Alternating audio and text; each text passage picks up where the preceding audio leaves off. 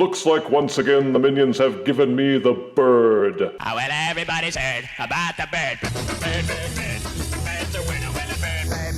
Bird is a winner. Change of pace. We are reviewing a figure from the Super7 Ultimates collection, namely Vultureman of the Thundercats show. Who is Vultureman? Well, if you know anything about the Thundercats, you know they were a mid-80s cartoon series designed and commercialized as a competitor in the TV show/action figure toy market, which at the time was rife with successful shows like He-Man, G.I. Joe, and Transformers. The Thundercats was about a gang of anthropomorphic cats. Their scripted enemies for the show were the evil mutants, a medley of other animals with human characteristics, usually ill-favored ones like lizards, jackals, monkeys, and vultures. Vultureman was the mad scientist of the mutant team, gadgeteer, engineer, and weaponsmith, portrayed with a squawking, cawing, raspy voice, because, you know, how else would Vultureman talk? Vulture 1 to Squadron. Let's teach these savages the art of combat, shall we? The 1980 figures were okay, but had their limitations from the technology of the time.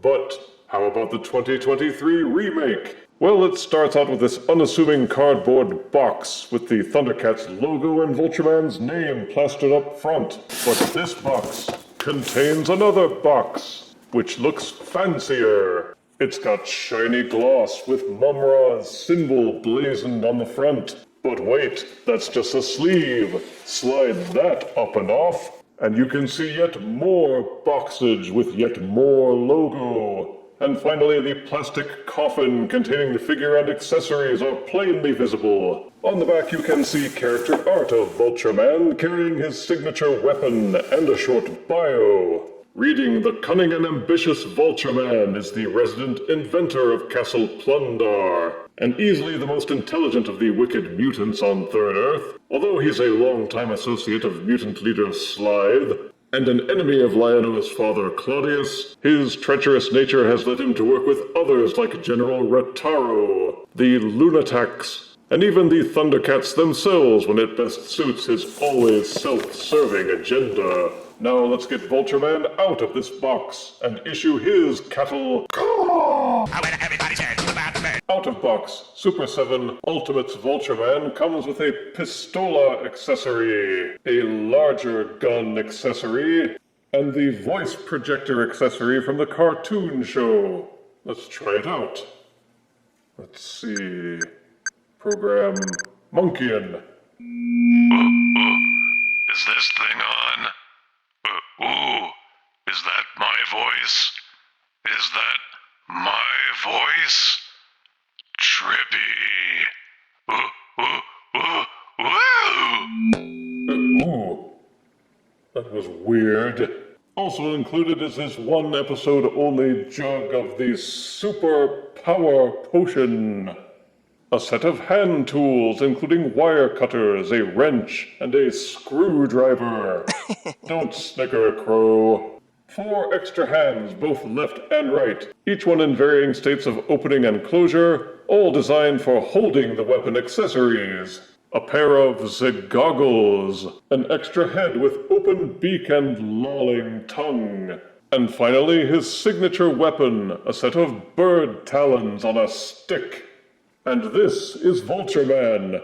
Over 30 years of advancing toy technology have allowed this figure to be a much more accurate representation than the original toy ever was. Vultureman is distinguishable as a humanoid vulture with pale skin, a bird head with beak, clawed hands with 3 fingers, feet with 2 clawed toes, and spurs on the back of his calves.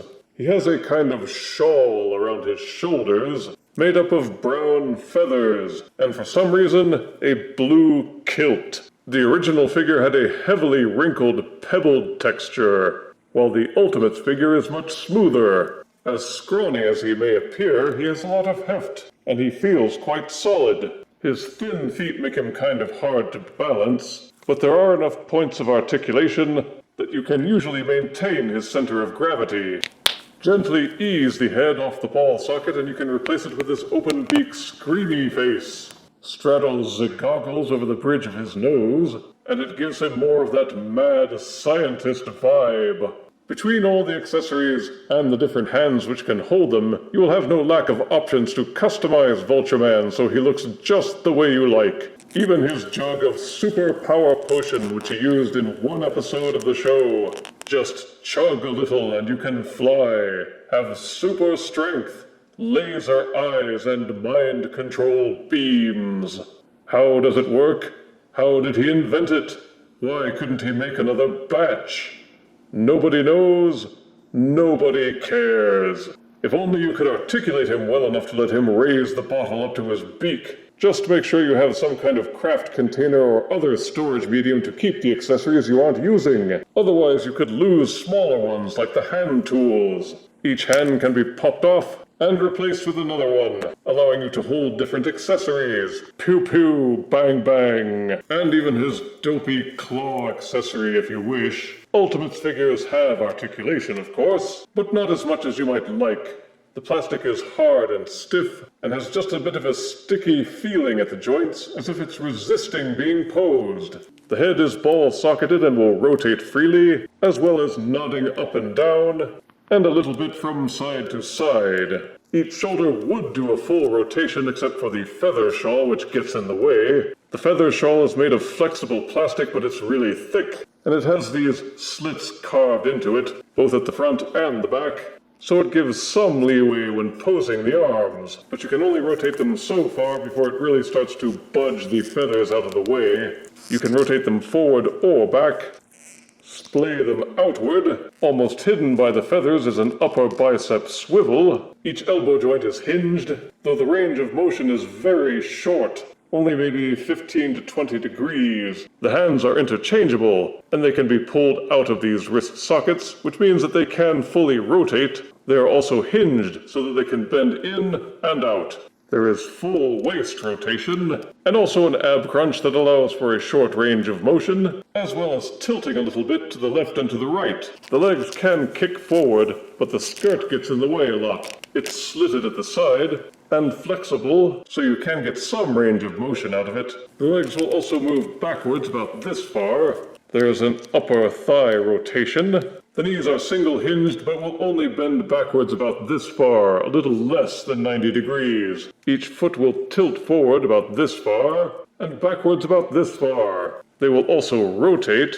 There seems to be wasted potential with the Ultimates figures. Vultureman's shoulders could move a lot more freely except for the feather shawl, and his legs could as well except for the kilt. But the fact that these are softer, more flexible plastic means you must always exercise caution to prevent any damage or tearing. The longer you own the figure, the more dried out and brittle these parts might become. Thankfully, the kilt and the feathers are quite thick, so they shouldn't tear easily as long as they remain flexible. Then there are the elbows and the knees, which have only a short range of motion.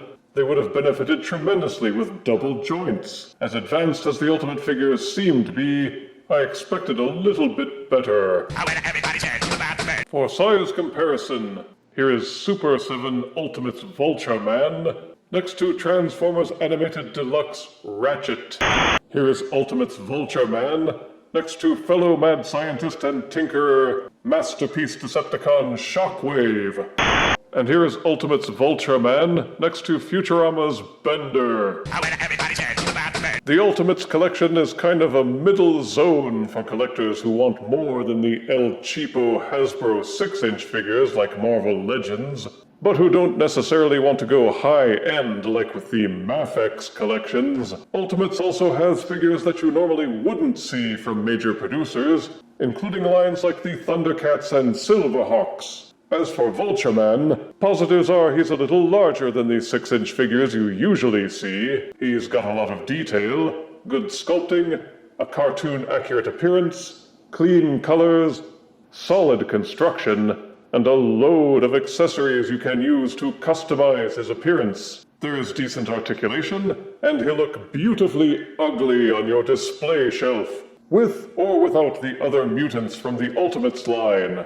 Negatives are that there's a deal of softer plastic, which makes me worry how well it might hold up over the long haul. Even the goggles were soft plastic. The range of motion on many of the articulation joints is either naturally short or frustratingly restricted by the soft rubber parts of his shawl and kilt. You may find swapping out the hands and weapons to be a tedious process and lose patience. And you'll have to find some place to store all the extra bits and bobs when they're not in use. But overall, Ultimate's Vultureman is well worth the cost. And I give him 8 out of 10 deaths. You'll have no catharsis with this cathartes. When I don't